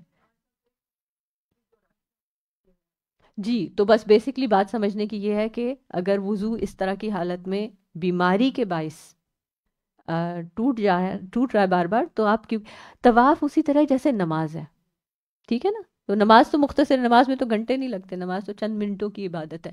جب اس میں بھی الاؤڈ ہے کہ جس عورت کو مثلاً استحاضہ کا یا کوئی اور لیکوریا کا لیکیج ہوتا ہے, اور اس نے کیا کرنا ہے, وضو کر کے نماز شروع کرنی ہے, اور پھر اگر اس کو دوران کچھ ہوگا بھی ڈسچارج تو نماز کنٹینیو ہوگی. اسی طرح طواف بھی نماز کی طرح ہی ہے, ٹھیک ہے. صحیح میں وضو لازم نہیں ہے. جی, صحیح میں وضو ریکوائرڈ نہیں ہے, صرف طواف میں ریکوائرڈ ہے. آپ نے وضو کر لیا ہے, وضو کے ساتھ صحیح کر رہے ہیں, بہت اچھی بات ہے, ٹھیک ہے. ہاں, تجلب التیسیر, تجلب جلب, جی المشقت تجلب التیسیر, یسر سے ہے. جی جی سسٹر آسیہ, یہ جو معذور کے وضو کی بات ہے, اب جیسے کوئی صبح موضوع کے وضو کی کیا بات ہے؟ نہیں معذور سوری, اوکے, معذور کے وضو کی. جی, تو اب اگر سپوز کوئی تہجد میں وضو کرتا ہے, ٹھیک ہے, اور فجر پڑھنا ہے 10-15 منٹس کا ہے, ٹھیک ہے, لیکن اس وضو کی ایسے ہے نا کہ وقت میں داخل ہونے کے بعد وضو کیا جائے. جی, تو اب کس طریقے سے اس کو ہوگا؟ یا تو ظہر سے پہلے کوئی اگر صلاۃ الضحیٰ کے لیے کسی نے وضو کیا ہے, ٹھیک ہے, تو پھر ظہر کے لیے دوسرا وضو ہوگا. ان کی حالت معذوری کی کیا ہے, وہی جیسے لیکوریا وغیرہ. جی, اگر جنرلی میں پوچھ رہی ہوں کیونکہ بہت سارے لوگوں کو بہت الگ الگ چیزیں ہوتی ہیں. اس میں جو ابھی ریسنٹلی میں نے سنا تھا جن اسکالر کا, تو وہ یہ کہہ رہے تھے کہ وقت داخل ہو اس وقت وضو کریں. جی, جب وقت داخل ہو جائے نماز کا, ظہر نماز پڑھنے کے لیے اگر ایسی عورت نے وضو کرنا ہے تو وہ وقت داخل ہونے کے بعد وضو کرے, پہلے سے نہ کر کے بیٹھ جائے آدھا گھنٹہ پہلے, کیونکہ اس کے بعد جو بھی کچھ ان کا ڈسچارج وغیرہ ہو رہا ہے وقت تو ابھی داخل ہی نہیں ہوا. جیسے کسی نے, اب جیسے مسجد نبوی میں کوئی جا رہا ہے, مسجد نبوی میں بالکل, اب آپ وہاں سے آ کے ایک دفعہ وضو کر کے جا کے بیٹھے ہیں تو آپ 15 منٹ بعد دوبارہ تو نہیں جائیں گے. یہ اگین اس میں کوئی بھی ایک سٹیٹمنٹ جو ہے نا, وہ one statement fit for all نہیں ہو سکتی. اس میں آپ کو ہمیشہ حالات دیکھنے ہوں گے. فقہ نام ہی اس چیز کا ہے کہ آپ دین کی رولنگز کو, دین کے علم کو حالات کے مطابق اپلائی کرنے کی سمجھ لے لیں کہ اچھا اب مسجد الحرام مسجد نبوی میں تو پھر دوبارہ نہیں ہوگا. آپ اپنے گھر میں بیٹھے ہیں, کنوینئنس ہے, آپ جائیں, وقت داخل ہوا پھر سے وضو کر لیں, ٹھیک ہے. اچھا, اور ایک چیز, جیسے خول, یہاں پر جتنے خول ہیں اور فتویٰ, اس میں کیا ڈفرینس ہوگا؟ کیونکہ اب اس کو ایز اے فتویٰ لیں گے, یہ جو خول ہے سارے, جی, تو اس دونوں میں کیا ڈفرینس؟ دیکھیں, فتویٰ ہوتا ہے اپنے عمل کے لیے کسی شرعی حکم کا معلوم کرنا, سوال کرنا, اور اس کو پھر جواب دیا جاتا ہے. یستفتونک فی النساء, یستفتونک فی المحیض, رائٹ. اور اقوال ضروری نہیں ہے کہ کسی نے آ کے کسی خاص اس بارے میں سوال ان سے کیا ہو اور کوئی شرعی حکم مانگا ہو, لیکن علماء جب چیزوں پہ یعنی انہوں نے علم حاصل کیا تو انہوں نے اس سے استدلال کیا کہ جب یہ بات ہے تو یہ بات بھی کی جا سکتی ہے, جو اس استدلال کو قول کہتے ہیں کہ یہ فلاں کا قول ہے. ٹھیک ہے نا, بات سمجھ آئی, ڈفرنس سمجھ آئے. فتویٰ آپ نے شرعی حکم معلوم کرنے کے لیے اپنی ایک سچویشن میں سوال کیا, اس کا جواب مانگا, تو وہ ہے یستفتونک, ٹھیک ہے. انڈیویجولس ایک پرٹیکولر سینیریو ہے, لیکن یہ جو اقوال ہیں یہ پرٹیکولر سینیریو کے لیے نہیں ہے. اب جیسے یہ جو زہری کا قول ہے لا بأس بالماء ما لم یغیر، یہ ایک جنرل بات ہے، یہ کسی ایک سچویشن میں نہیں ہے کہ کسی نے آ کے ان سے پوچھا کہ میرے پاس یہ پانی پڑا ہوا تھا اس میں فلاں کی نجاست پڑ گئی اب میں کیا کروں. اگر وہ اس کے جواب میں کہیں تو یہ پھر فتویٰ ہوگا. ٹھیک ہے بات آگے ویسے اوکے جی کہہ سکتے ہیں رائے، اوپینین کو رائے کہا جاتا ہے. جی اقوال بیسڈ آن نبی صلی اللہ علیہ وسلم احادیث ہیں، لیکن بخاری میں جو اقوال آئے ہیں لازمی نہیں ہے، دے آر ریلیٹڈ ٹو، لیکن they are not directly validated by this حدیث. اس حدیث کی چین کسی اور جگہ پہ بھی جا کے ڈیفینیٹلی یعنی اور علماء کیوں یہاں پر یہ اقوال لے کر آئیں گے. اور بائی دا وے یہ جو زہری کا قول ہے جس پہ سب سے پہلے جو 3 کنڈیشنز والا ہے، اس کی احادیث تو آپ کے پاس فقہ السنہ سیریز میں جو کتاب الطہارہ ہے اس کی آپ کے پاس حدیث موجود ہے. وہ بخاری کی حدیث نہیں ہے لیکن حدیث موجود ہے. جی سسٹر میرا بیچاری آن لائن بہنیں پریشان ہوں گی کہ یہ لوگ آج کر کیا رہے ہیں. جی جس مسئلے کے بارے میں شریعت سے واضح ہو وہاں فتوی کی ضرورت نہیں ہے نا. فتویٰ وہاں ضرورت ہوگی جہاں آپ کو ایسا سچویشن پہ آ گئی ہے جس میں آپ کو اس سے کلیئر نہ ہو رہا ہو، تو پھر آپ کسی سے فتویٰ لیں گے نا، اور وہ بھی مفتی ہر کسی سے. دیکھیں کہ شریعت میں بہت سی چیزیں واضح بھی ہیں نا، لیکن لوگ اپنی سچویشن کو جب وہ ہوتے ہیں اس میں تو وہ سمجھتے ہیں کہ یہ اس سے ایگزیکٹ میچ نہیں کر رہی. ٹھیک ہے پھر وہ جاتے ہیں علماء کے پاس اور پوچھتے ہیں کہ یہ میری سچویشن ہے، مجھے پتا ہے قرآن میں یہ آتا ہے یا حدیث میں یہ آتا ہے، آپ مجھے بتائیں میری سچویشن میں یہ چیز ایسے ہے یا نہیں. یہ فتویٰ لینا ہے. ہاں ایگزیکٹلی. جی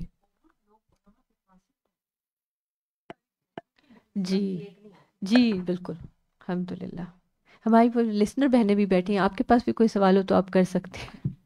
الحمدللہ یو کمنگ ریگولرلی، تو مجھے خوشی ہو رہی تھی کہ آپ ماشاءاللہ غور سے سن رہے ہیں. اچھا جی بڑا مختلف ہے یہ جو لکھا ہوا ہے آخر ہم آخر میں آنے والے ہیں نبی صلی اللہ علیہ وسلم کی جو ہے یہ، لیکن قیامت کو سبقت کر جانے والے ہیں. اس پہ تھوڑی روشنی ڈال سکتے. آخر میں آنے والے کا کیا مطلب ہے؟ آخر میں آنے والے کا امتوں کے لحاظ سے جب انسان آئے ہیں تو سب سے آخری امت نبی صلی اللہ علیہ وسلم کی امت ہے. نبی صلی اللہ علیہ وسلم نے ایک حدیث میں فرمایا تھا نا کہ میری مثال ایسے ہے جیسے یعنی سورج غروب ہونے والا تھا، تو آپ صلی اللہ علیہ وسلم نے کہا تھا کہ میری اور ہماری امت کی مثال ایسی ہے کہ اتنے اینڈ آف دا ڈے پہ ہم آئے ہیں. جب سے انسانیت پیدا ہوئی ہے امت محمدی صلی اللہ علیہ وسلم جو ہے یہ ایک طرح سے آخری دور کی امت ہے. بہت ساری امتیں گزر چکی تو نحن الآخر اس لحاظ سے، لیکن سابقون سبقت کیسے کر جانے والے ہیں؟ جنت میں جانے میں. جنت میں نبی صلی اللہ علیہ وسلم اور پھر آپ کی امتی پہلے جائیں گے. ٹھیک ہے نا، تو اس طرح سے سبقت کر جائیں گے. صرف یہی لوگوں کی بات ہے. الحمدللہ. آسیہ کھجور میں جو ہے نا وہ کیڑے سارے پڑ جاتے ہیں اکثر، تو کل ہی میں نے کھجور پھینکی ہے تو مجھے سمجھ نہیں آیا کہ میں نے غلط کیا صحیح کیا. کھجور میں کیڑے آ گئے تھے بہت سارے، جی پرانے ہو جاتے ہیں تو خراب ہو جاتی ہیں. تو کوئی بھی چیز خراب ہو جائے تو اس کا کیا حکم ہے؟ زبردستی تو نہیں کھائیں گے کہ اس کے اندر کیڑا بھی ہے تو کھا لیں. نہیں مطلب وہ یہ ہوتا ہے کہ اس کو کیا صاف کر کے کھا سکتے ہیں یا اس کو سارے پھینک دیں؟ اگین کیڑا اندر چلا نہیں گیا، کیڑا اندر پیدا ہوتا ہے. کھجور کون سی وجہ باہر سے کیڑا اندر انٹر ہوتا ہے؟ آپ کسی بھی پرانی کھجور کو کھولیں آپ کو حیرت ہوگی کہ ایک نان لیونگ چیز کے اندر ایک لیونگ چیز اندر کوئی ہے. اگر تو پوری کمیونٹی ہے تو پھر آپ اس کو فارغ کر دیں. اگر آپ نے دیکھا کہ کہیں کوئی ہلکی سی چیز کو اس کے ساتھ رینگ رہی ہے اور وہ کھجور بہت نادر اور نایاب ہے تو تھوڑا صاف کر کے آپ کا دل مانتا ہے تو کھا لیں. جب آئی سائٹ آپ کی خراب ہوتی ہے تو ایک اور مسئلہ کبھی اٹھا کے کھا لیا نظر بھی نہیں آیا. اس سے پہلے کچھ لوگوں کو تو اتنا یہ چیز بادر نہیں کرتی. اگین ہم لوگ پتہ کیوں سوچ لیتے ہیں کہ ہم پھینک سکتے ہیں، ہمارے پاس ہے. جس کے پاس ایگزیکٹلی اور یا نہیں نیو باکس نہیں ہوتا تو ہم جا کے نیو باکس خرید سکتے ہیں، لیکن جن کے پاس نہیں ہے وہ کیڑے والا حصہ ہٹائیں گے اور وہ کھا لیں گے. شاید زندگی میں انہوں نے کبھی کھجور کھائی ہو.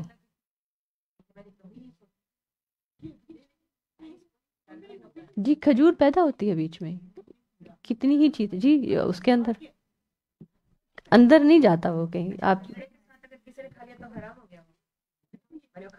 نہیں حرمت کی تو کوئی ایسی بات نہیں. دیکھیں یہ تو معاملہ وہ ہے کہ پسند یا ناپسند.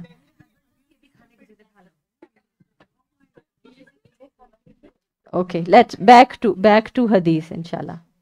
بیک ٹو حدیث. آج الحمدللہ ہمارا حدیث کا سیگمنٹ 2 ہوگا 1 to 1:30 کیونکہ آج آپ لوگوں کا گروپ ٹائم سوئچ کیا گیا ہے. جزاک اللہ خیرن کثیرہ کہ سسٹر میمونہ کو انہوں نے تھوڑی اکاموڈیشن کی میرے اس پہ. ایک بہت امپورٹنٹ چیز حدیث نمبر 242 میں we should not miss it. یہ ایک پرنسپل ہے, کلو شرابن اسکرا فہوا حرام. اگر نہیں آپ نے ہائی لائٹ کیا یا انڈر لائن کیا تو اس کو پڑھ لیں, کیونکہ یہ آپ کے لیے بہت سارے سوالوں کا جواب ہے اس میں. کلو شرابن اسکرا فہوا حرام. تو اب کوئی کہے اچھا یہاں تو لفظ آیا شرابن یعنی مشروب جو نشہ آور ہو, اس کا مطلب ہے کہ کوئی چیز اگر مشروب نہیں ہے لیکن نشہ آور ہے تو کیا وہ حرام ہوگی یا نہیں؟ وہ حرام پھر بھی ہوگی. ٹھیک ہے, نبی صلی اللہ علیہ وسلم نے اس دور میں جس چیز کو دیکھا کہ مشروب ہی ہوتا تھا جو حرام ہوتا تھا, یہ دوسری جو ڈرگز اور یہ چیزیں اس وقت نہیں آئی تھی, نبی صلی اللہ علیہ وسلم نے ایک پرنسپل دے دیا کہ ہر وہ مشروب ہو سکتا ہے, میں نے اس پہ مزید ریسرچ نہیں کیا کہ ہو سکتا ہے کوئی اور چین اور ریفرنس اور حدیث کلو شعین جو اسکرا, بلکہ ہے بھی ایکچولی کلو مسکرن کچھ اس میں آتا ہے لفظ, میں اس کو غلط بھی نہیں بیان کرنا چاہتی, لیکن یہ چیز آتی ہے کہ ہر وہ چیز جو آپ کو انٹاکسیکیٹ کر دے, جو آپ کے اوپر نشہ طاری کر دے, وہ کیا ہے؟ وہ حرام ہے. تو اب اس میں پھر مشروب بھی آ جائیں گے, وہ کھانے کی چیزیں بھی آ جائیں گی, وہ ڈرگز بھی آ جائیں گی, جو بھی اگر سگریٹس میں بھی اگر ایسی چیزیں موجود ہیں تو وہ دیکھنے میں تو اپیرنٹلی کیا ہے, نہ آپ اس میں کچھ کھا رہے ہیں نہ آپ اس میں کچھ پی رہے ہیں, but you are inhaling something, تو وہ بھی کیا ہوگا پھر, وہ پرمیسیبل نہیں ہے. جی. یہ فرمنٹیشن جو ہو جاتی ہے آٹے میں, اور یہ چیز بھی, یہ بھی اسی میں شامل ہے, مسکر ہو جاتا ہے وہ آٹے میں. لیکن اگر فرمنٹیشن جیسے فرمنٹیشن لیکوڈز میں جو ہوتی ہے, وہ جب اس کے اوپر ببلز سے آ جاتے ہیں تو آپ اس کو کنزیوم نہ کریں. آئی ڈونٹ نو, ابھی لیک آف نالج کے ساتھ میں تو نہیں کہہ سکتی کہ وہ حرام ہو جاتا ہے, لیکن وہ it's not good for consumption. اگر اس کے اوپر وہ ببلز وغیرہ آ جاتے ہیں, کیونکہ بھی آپ نے جیسے اگر آپ نبیز بھی بناتے ہیں, آپ نے نبیز بنائی اور آپ نے 3 دن اس کو کاؤنٹر پہ ہی چھوڑ دیا, کیسی ہو جائے گی؟ اس کے اوپر ببلز بھی آ جائیں گے, اس کا اسمیل بھی خراب ہو جائے گا. حالانکہ نبیز آپ نے تو سننا مشروب بنایا تھا, لیکن وہ کیا ہوا, خراب ہو گیا نا.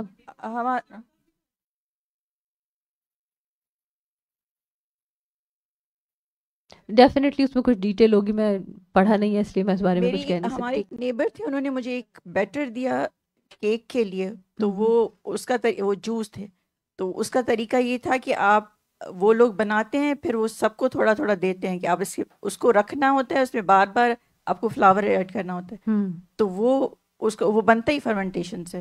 چلیے لیٹس لک انٹو اٹ. یہ ایک ایسی چیز ہے کہ جس پہ بغیر علم کے بات نہیں کرنی, اور ہو سکتا ہے آگے انشاءاللہ کسی باب میں یہ چیزیں آ بھی جائیں, واضح ہو جائیں. اللہ تعالیٰ آپ کے اندر اس علم کی طلب دیکھ رہے ہیں, تو اللہ تعالیٰ ضرور لے کر آئیں گے وہ موقع کہ جہاں اس کے جواب مل جائیں گے.